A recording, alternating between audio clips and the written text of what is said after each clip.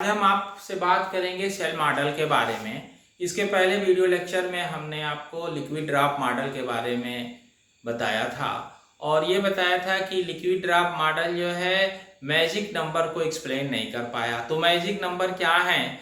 Magic number वो number है जो 2, 8, 20, 28, 50, 82, 128 जो न्यूक्लियाई में प्रोटॉन या न्यूट्रॉन की संख्या मैजिक नंबर के बराबर होती है, वो न्यूक्लियाई क्या होते हैं? वो मोस्ट स्टेबल होते हैं।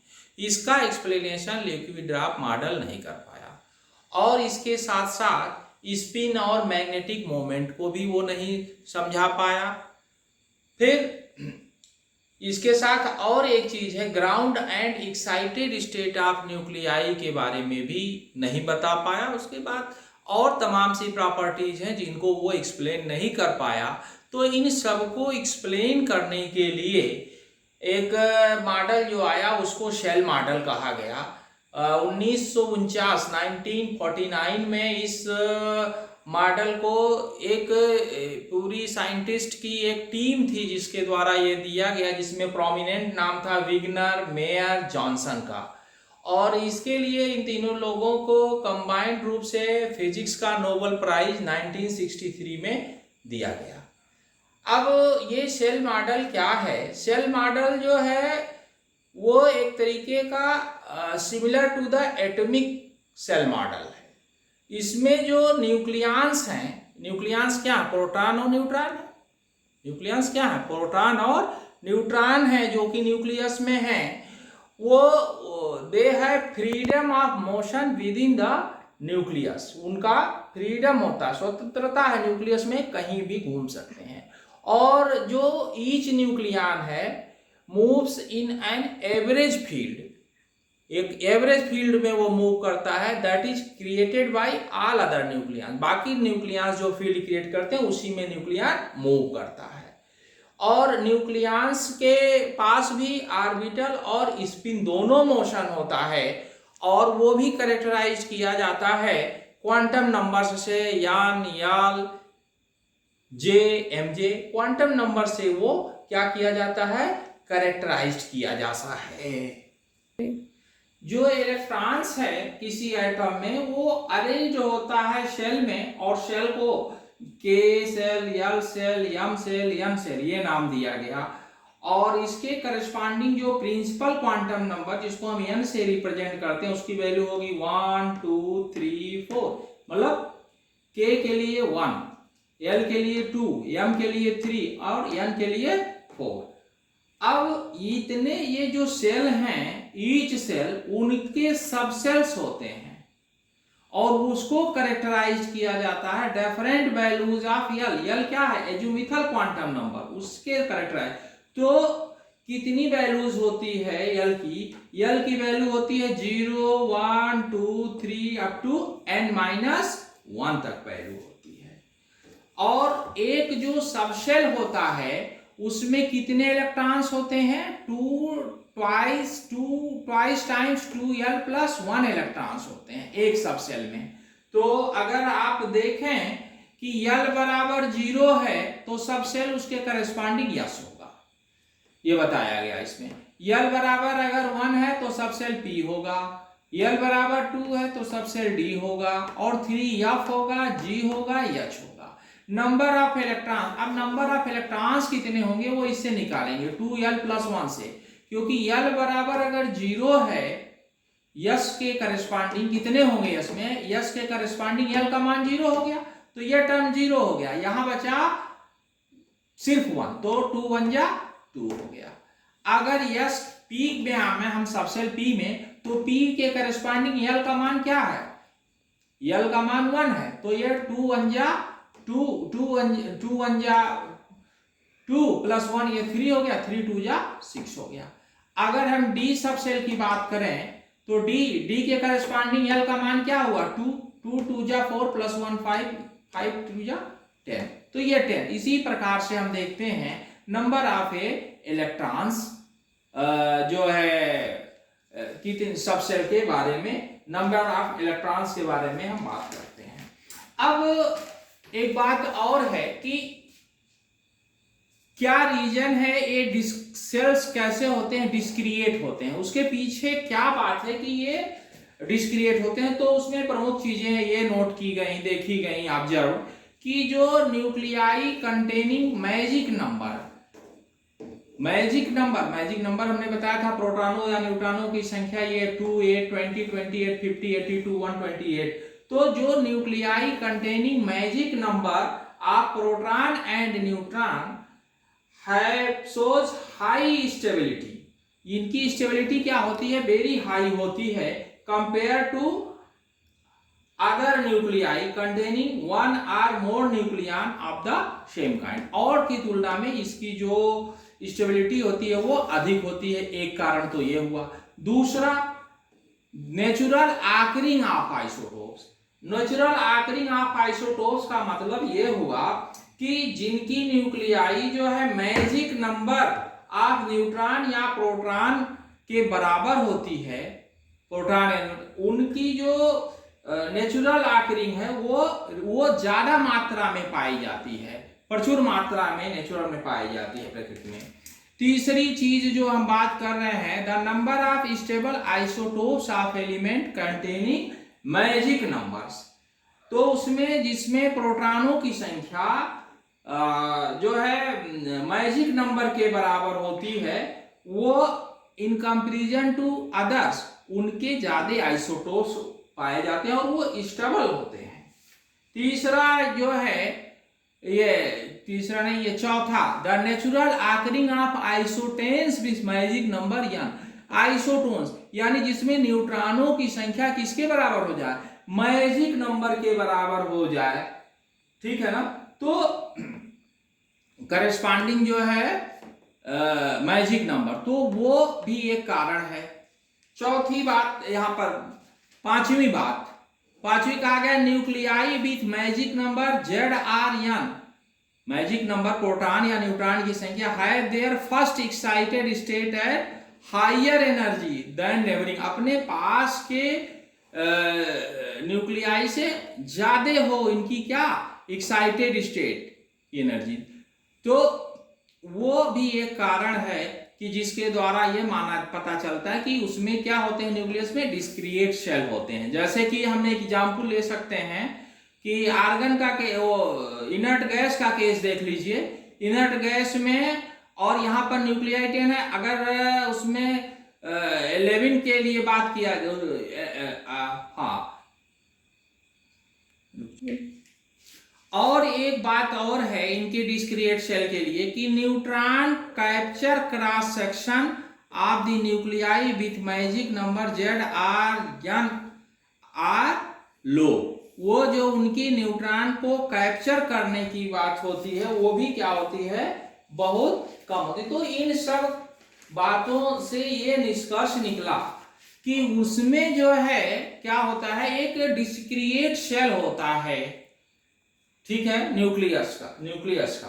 तो अब उसको कैसे एक्सप्लेन किया जाए, उसको एक्सप्लेन करने के लिए एक थियरी डेवलप की गई न्यूक्लियर स्ट्रक्चर की, और वहां ये माना गया कि उसमें जो है there exist a potential well within the nucleus. अब वहां पोटेंशियल वेल का कॉन्सेप्ट ले लिया गया और उसको सॉल्व किया जाएगा क्वांटम मैकेनिक्स के आधार पर। अब आइए न्यूक्लियर पोटेंशियल को हम समझते हैं। जब हमने कहा कि जो थियरी दी गई न्यूक्लियर सेल स्ट्रक्चर को समझने के लिए कि उसमें यह माना गया the existence of potential well within the nucleus, ठीक है ना। तो ये माना गया, तो इसके लिए जो है न्यूक्लियस को क्या लिया गया, स्फेरिकल शेप लिया गया, जिसका रेडियस क्या है, capital R, with nuclear volume of each nucleon moves in an average potential. बाकी जो न्यूक्लियन है वो मूव कर रहा है average potential that is created by all other nucleons. अब यहां सवाल ये उठता है कि हम जो है जो पोटेंशियल लें उसका नेचर कैसा हो। तो एग्जैक्ट नेचर समझना बड़ा मुश्किल था। सबसे पहले जो है स्क्वायर बेल पोटेंशियल लिया गया, फिर हार्मोनिक ऑसिलेटर वेल लिया गया, लेकिन कोई एक्चुअल पोटेंशियल को करस्पॉन्ड नहीं कर पाया, तब ये माना गया कि एक consider a harmonic oscillator potential. इस तरह से देखिए V R equal to V zero plus half M omega square R square, इस प्रकार का एक जो है हार्मोनिक ऑक्सीलेटर लिया गया, और जहां की यम जो है वो मास ऑफ द न्यूक्लियन है ये, और बी जीरो जो है डेप्थ ऑफ दी वेल है, ओमेगा जो है circular frequency of the simple harmonic oscillation of the nucleon है। अब जो एक न्यूक्लियन है उसको के करस्पॉन्डिंग एक वेव फंक्शन होगा, साई से रिप्रेजेंट करेंगे, और जब it counter with potential b r, तो energy level which can occupy, जो एनर्जी लेवल होगी उसको किसके मदद से देंगे, वो श्रोडिंगर इक्वेशन से। ये होता है Schrodinger equation del two psi plus 2m by X cross square E minus V psi equal to 0, ये श्रोडिंगर इक्वेशन है। अब अगर इस इक्वेशन को हम सॉल्व कर ले जाएं, ठीक है ना, तो हम बता सकते हैं कि एनर्जी लेवल कैसा होगा, उसमें सबसेल सेल कैसे होंगे। तो इसका जो सॉल्यूशन है, अब देखिए इस श्रोडिंगर इक्वेशन का सॉल्यूशन, तो सॉल्यूशन ये है, देखिए psi N L M R N L R Y L M theta phi, यहाँ पर ये इसका ये रेडियल पार्ट है आर एन एल, और ये कौन सा पार्ट है, एजुमेथल पार्ट है। अब ये अगर इसका सॉल्यूशन है तो इसको सेटिस्फाई करेगा, तो इसको हमने उठा करके श्रोडिंगर इक्वेशन में पुट कर दिया और सेपरेट कर दिया रियल पार्ट को अलग। तो जब हमने रियल पार्ट को अलग किया तो ये इक्वेशन आया, देखिए 1 बाई आर स्क्वायर, ये इक्वेशन नंबर 4, ये equation 1 by R square D by D R square plus into D R L by D R 2ms, ये इक्वेशन आपका इस प्रकार से ये इक्वेशन आ गया। अब अगर इस इक्वेशन में E का मान हम पुट कर दें, क्या पुट कर दें, E का मान हम पुट कर दें, E बराबर lambda plus 3/2 x cross omega, ये पुट कर दें, तो ये आपको क्या दे देगा, डिफाइंड सॉल्यूशन, तो हमें सॉल्यूशन मिल जाएगा इसका, ठीक है ना, इसका सॉल्यूशन। लेकिन कंडीशन होगा उसके साथ, ये पुट करेंगे लैम्डा बराबर क्या होना चाहिए, 2n प्लस l माइनस 2 होना चाहिए, जहां n और l क्या है, इंटीजर हैं। n का मान क्या है 1 2 3 एंड सो ऑन, और l का मान है 0 1 2 3 एंड सो ऑन, ठीक है ना, ये l का मान है। तो अब इसके करेस्पॉन्डिंग लैम्डा का मान क्या, क्योंकि लैम्डा इन दोनों का सम होगा, तो निश्चित रूप से लैम्डा इन दोनों का कॉम्बिनेशन होगा, वो हो गया लैम्डा बराबर 0 1 2 3 एंड सो ऑन। तो यहाँ n जो है क्या, n ये बताता है number of nodes in A radial wave function को बता रहा है, ठीक है ना। तो ऑक्सीलेटर है, अब इसके हिसाब से अब देखिए E का मान आप देख रहे हैं यहाँ पर, तो ऑक्सीलेटर कैसा रहेगा, ऑक्सीलेटर है डिस्क्रिएट सेट ऑफ एनर्जी, ठीक है ना, इससे क्योंकि E बराबर lambda plus 3/2 H cross omega है, तो इसके discrete sets of energy values होंगे, n के भिन्न भिन्न मान पुट करिए और ये इक्वल स्पेसिंग रहेगा। जैसे अगर n बराबर लैम्डा का मान, लैम्डा बराबर अगर 0 पुट करेंगे तो 3/2 एच क्रॉस ओमेगा होगा, इसको 0 पॉइंट एनर्जी के करस्पॉन्डिंग होगा। लैम्डा बराबर अगर 1 पुट करेंगे तो ये हो जाएगा 5/2 हो जाएगा एच क्रॉस ओमेगा, तो ये इक्वली स्पेस्ड होगा। अब आइए हम आपको एक चीज और बताते हैं कि ये हार्मोनिक ऑक्सीलेटर जो डिस्क्रिएट एनर्जी रखता है, तो वो कैसे होते हैं एनर्जी लेवल्स, वो डीजेनरेट होते हैं, तो उनको कैसे क्लासिफाई किया जाए, पता किया जाए। तो अब हम एक आपको टेबल दे देते हैं, अभी देखिएगा इसकी बड़ी आवश्यकता पड़ेगी। टेबल क्या है, टेबल में इधर ऊपर साइड में हमने n का मान रखा है, देखिए, और इधर किसका मान रखा है, n का मान रखा है। n बराबर 0 1 2 3 4 5 दिखाया, यहाँ पर n का मान 1 2 3। अब हमने फिर वही अंक लिख दिया यहाँ से, फिर यहाँ पर देखिए 2 के करस्पॉन्डिंग, अब यहाँ इसके हम इवन नंबर्स लिखेंगे, 2 आ गया तो 2 के बाद फिर नंबर लिख दीजिए 2 3 4, फिर अगला इवन नंबर क्या होगा 4 हो जाएगा, फिर अगला 6। इस प्रकार से हम इसको, अब इस टेबल में हम क्या करते हैं, देखिए ये डैश लाइन को देखिए मिला दिया, ये मिला दिया, ये मिला दिया। अभी हम आपको इसके बारे में बताते हैं, अभी आपको समझ में ये चीजें आ जाएंगी। यहाँ पर ये जो डैश लाइन है, इनको हम आपको समझाने की कोशिश कर रहे हैं, बताने की कोशिश कर रहे हैं कि ये क्या है, कैसे होता है। तो एक चीज और बता दें आपको कि ये तो जो आपने एनर्जी की वैल्यू पता किया वो इसके करस्पॉन्डिंग रेडियल पार्ट के करस्पॉन्डिंग, लेकिन यहां पर जो एजीमुथल पार्ट है उसके करस्पॉन्डिंग जो हमको मिलेगा वैल्यू, कि वो वैल्यू क्या होगा, उसके करस्पॉन्डिंग जो है डीजनरेसी हमको मिलेगा इस पार्ट के करस्पॉन्डिंग। और वो वैल्यू कितनी आएगी, अभी इसके पहले भी हमने बताया है, ट्वाइस टाइम्स 2l+1 वैल्यू उसके करस्पॉन्डिंग। तो यहां पर ये वैल्यू हम पता करेंगे कि किसी जो है सेल में कितने न्यूक्लियन फिल होंगे, वो ट्वाइस टाइम्स 2l+1 वैल्यू इस एजीमुथल पार्ट के करस्पॉन्डिंग हमें मिलेगा। अब देखें यहां पर, अब हम एक टेबल बना रहे हैं, देखें आप टेबल, जिसमें हम लैम्डा के भिन्न भिन्न मान लेते हैं। मान लीजिए हमने लैम्डा का मान 0 ले लिया, तो अब जब लैम्डा का मान 0 ले लिया तो एनर्जी यहां से E बराबर क्या हो जाएगा, 3/2 H cross omega. H cross omega को हमने एक साथ लिख लिया है यहाँ ऊपर, तो ये एनर्जी है। इसको हमने क्या किया है, एक साथ रख लिया है यहाँ पर, डिस्क्रिएट एनर्जी। तो अब यहाँ पर देखें, यहाँ पर तो अब यहाँ हम जो वैल्यू पुट कर रहे हैं, लैम्डा बराबर 0 कब होगा, जब n बराबर 1 हो। जब n बराबर 1 हो और l बराबर 0 हो तो लैम्डा का मान क्या होगा, 0 होगा। तो अब देखिए यहाँ n और l का मान क्या लिया मैंने, 1 और 0 लिया, जो कि करस्पॉन्ड कर रहा है लैम्डा बराबर 0 के। तो अब जब यह लैम्डा बराबर 0 को करस्पॉन्ड कर रहा है, तो अब देखिए यहाँ पर कितने जो number of nucleons filling in the shell होंगे, वो कहां से निकलेगा, ये बताया हमने ना कि एजीमुथल पार्ट से ट्वाइस टाइम्स 2l+1 हो गया, क्योंकि l का मान हमने 0 लिया है। अरे यह n बता रहा है पहला, और दूसरा l को बता रहा है। तो अगर हमने l का मान यहाँ 0 लिया तो ये 2 1 जा 2, ये 2 हो गया यहाँ पर, ठीक है ना। अब देखिए अगर हमने लैम्डा का मान 1 ले लिया, लैम्डा का मान हमने 1 ले लिया, तो इस इक्वेशन नंबर 6 को कैसे सेटिस्फाई किया जाए, तो ये क्या सेटिस्फाई होगा, 1 रखिए यहाँ पर वैल्यू, n बराबर 1 ले लेते हैं, l बराबर 1 ले लेते हैं, तो ये 2 और 1 3 हो जाएगा, 3 - 2 2, तो ये सेटिस्फाई करता है, यानी 1 1 इसको क्या करेगा, सेटिस्फाई करेगा। अब देखिए ये हो जाएगा इसी प्रकार से ट्वाइस टाइम्स 2l+1, तो 2।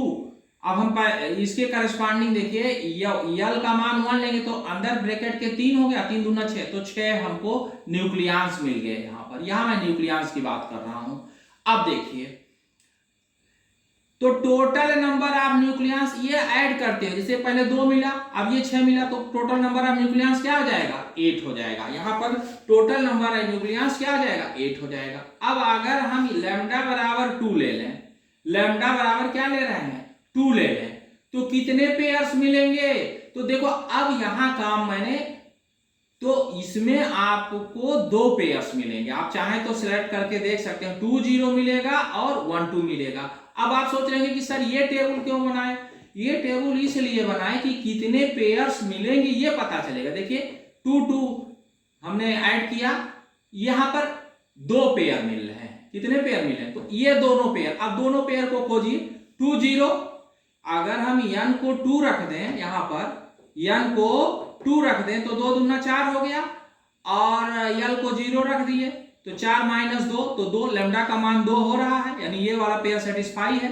दूसरे वाले ब्रैकेट को देखिए 1 और 2, अगर n का मान 1 रख दें और ये 2 रख दें तो 2 1 3, 3 - 2 3 नहीं 2, हाँ 2 1 2, ये हो गया, और ये हो गया आपका 1 3। तो यहां पर भी आप क्या देख रहे हो, यहां पर आप देख रहे हो ये भी मान जो है वो कैसा आ रहा है, सेटिस्फाइड मान आ रहा है भाई। तो अब इस प्रकार से, अच्छा पेयर्स कितने लेने हैं उसका निर्धारण ये टेबल करेगा। जैसे n बराबर लैम्डा बराबर अगर 3 ले लिया तो 3 पर कितने हैं पेयर? एक पेयर है, देखिए 3 3 ये और ये, तो कितने पेयर हो एनएल के? 2 पेयर आ गए, 3। देखिए ये 2 डैश लाइन से हमने मिला, ये 3 हो गया। अब अगर 4 लेते हैं तो कितने पेयर्स मिलेंगे? देखिए 4 के करस्पॉन्डिंग कितने पेयर्स हो गए? 3 पेयर्स हो गए। देखिए ये डैश लाइन से हमने मिलाया 4 को। 5 के करस्पॉन्डिंग देखा जाए, देखिए 5 के करस्पॉन्डिंग देखा जाए तो कितने मिल रहे हैं? 3 मिल रहे हैं, 1 2 3, ये डैश लाइन से, तो 5 के करस्पॉन्डिंग 3 मिल रहा है। 6 के करस्पॉन्डिंग कितने मिलेंगे? देखिए 6, तो 6 मिलाइए, 1 2 3 4, एक 6 यहाँ भी लिख लिया है, तो यहाँ पर 4 कॉम्बिनेशन। तो देखिए 4 कॉम्बिनेशन मिल रहा है ना, तो जब ये 4 कम, तो ये डिफरेंट कॉम्बिनेशंस मिल रहे हैं। अब आइए हम इसको जरा सा, ये अभी लाइन लगाए, वैसे तो हमने यहाँ लिख दिया है, अभी मान लीजिए कैसे वैल्यू लिख रहे हैं। देखिए ये पहला लेटर एन को बता रहा है, तो अब अगर इसको जिसको जीरो करस्पॉन्डिंग 0 पॉइंट एनर्जी बोलते हैं, ये इसका मान लैम्डा बराबर 0 रखेंगे, 3/2 एच क्रॉस होगा, तो एन बराबर 1 हो गया, एन बराबर 1, एल बराबर 0 एस, तो 1 एस आ गया। क्या आ गया यहाँ पर? 1 एस आ गया। देखिए अब उसके बाद अगर इसको हम देखें तो एन बराबर 1 हो गया, और ये एल बराबर 1 पी के करस्पॉन्डिंग हो गया। तो दूसरे स्टेट में देखिए लैम्डा बराबर ये आप वैल्यू कर सकते हो, ये लैम्डा बराबर 0 के करस्पॉन्डिंग है, लैम्डा बराबर 1, तो ये एल बराबर 1 पी हो गया, तो ये 1 पी हो गया। ठीक है ना। अब देखिए, अब अगर हम लैम्डा बराबर 2 चलते हैं, इसमें चलते हैं, तो इसमें क्या है? 2 पेयर्स हैं, तो अब पहले इसमें 1 और 2 देख लिया जाए, तो अब 1, देखिए 1 का मतलब हो गया, ये 1 आ गया। अच्छा, दूसरा जो है यल का मान है वो 2 है, तो 2 के करस्पॉन्डिंग क्या होगा? P होगा, L बराबर 2, देन दिस इज P। अभी हमने बताया था इसके पहले, ये 2P हो गया। और यहां क्या हो गया? यहां क्या हो गया? यहां आपका 1F हो गया। ठीक है ना। तो इस प्रकार से 2PF, अगर और क्लियर करना चाहें, अभी एक छोटा, इसके पहले वाले को जरा से एक बार फिर से देख लीजिए। जैसे यहां पर हम इसको समझा रहे हैं, एल बराबर लैम्डा बराबर 2, तो लैम्डा बराबर 2 के करस्पॉन्डिंग ये है, तो ये 1D कैसे आया? 1D कैसे आया? देखिए यहां पर ये वैल्यू देखें, ये 1 हो गया और एल 2 है, तो 2 के करस्पॉन्डिंग वैल्यू क्या होगा? 2 के करस्पॉन्डिंग एल बराबर 2 के करस्पॉन्डिंग P होगा, तो ये 1P हो गया कि नहीं हो गया? ये हो गया आपका 3। हाँ, हम इसको एक बार फिर से समझाने चाहेंगे। ये लैम्डा बराबर 2 है, तो लैम्डा बराबर 2 के करस्पॉन्डिंग है, लेवल लिख रहा है 1D2S। अब आप पूछेंगे सर ये कैसे हुआ? देखिए यहां पर ध्यान से, तो ये 1 2 को देखें आप, तो ये किसके करस्पॉन्डिंग हो रहा है? 1 है n के करस्पॉन्डिंग, तो 1 आ गया, 1 हो गया। 2 किसके करस्पॉन्डिंग होगा? सबसे D के करस्पॉन्डिंग होगा, L बराबर 2, इट मींस D, तो ये 1D हो गया। यहाँ पर 2 n के करस्पॉन्डिंग 2 है, तो यहाँ 2 रख दिया। ये 0 है, तो 0 किसको सबसेट को करस्पॉन्ड करेगा? तो 1D 2S हो गया। इसी प्रकार से हम अगर ये देखें लैम्डा बराबर 3, तो ये आएगा आपका क्या आएगा? 1 या 2P आएगा। और आगे इस प्रकार से हम इसको इनका जो है आइगन डीजनरेट स्टेट्स जो है देख सकते हैं आप, कि ये क्लासिफाई कर दिया गया, और इसी क्रम में ये रहेगा एनर्जी का। अब आइए total number of shell nucleon in a shell closure में कैसे जानेंगे? तो जैसे कि ये यहाँ पर 2 है, तो 2 हो गया। इसके पहले कितना है? 2 है, और ये तो यहाँ 8 हो गया। इसके आगे क्या है? देखिए ये 12 आया। यहाँ टोटल नंबर ऑफ न्यूक्लियस कितने होंगे क्लोजर जब बनेगा सब सेल में? तो ये 20 हो जाएगा। ये नीचे वाला का सब सम कर लेते हैं आगे से, यहां से लेके ऊपर तक। अब देखिए फिर ये देखिए यहां अगर 20 है तो ये क्या हो जा रहा है? 40 हो जा रहा है। कैसे 40 हुआ? क्योंकि यहां तक तो 20 हो ही गया, अब इसमें ये 20 जोड़ दिए तो ये कितना हो गया? ये आपका 40 हो गया। तो इस प्रकार से आप देखिए ये निकल जा रही है वैल्यू, हमने यहाँ पर रख दिया। अच्छा एक चीज और क्लियर कर दें आपको कि ये जो कैसे पता चल रहा, जैसे अभी आपको हमने ये बताया था ट्वाइस टाइम, तो ये दो तो क्लियर हो गया। इसमें देखिए इसमें क्या होगा 2 0, तो 2 n की वैल्यू l का मान 0 होगा तो 2 होगा। अब ये 1 2 है, 1 2 है तो l का मान यहाँ पर क्या है, l का मान 2 है, l का मान 2 तो 2 दूना 4, 1 5 दूना 10 हो जाएगा, तो ये 12 हो गया। ठीक है ना। इसी प्रकार से हम सब देख रहे हैं कि इसमें जो है arrangement, total number of nucleus in a shell को हम बता सकते हैं, बहुत ही इजी गोइंग।